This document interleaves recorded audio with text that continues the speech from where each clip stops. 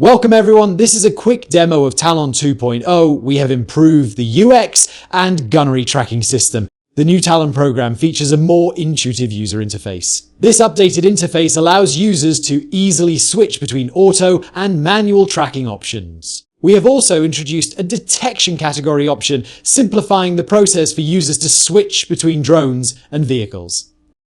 As you can see from the video, the tracked object X and Y coordinate is being tracked relative to the center position of the HUD. This X and Y coordinate can then be relayed to other subsystems. Additionally, users can now easily change between different imaging modes using the new drop-down menu. The user can choose standard color in normal condition, black and white, or high contrast on cloud day, and lastly Schlieren for outline image. Finally, the new gunnery sight take into account wind direction and speed to automatically adjust its projected path. Thank you for watching this demo.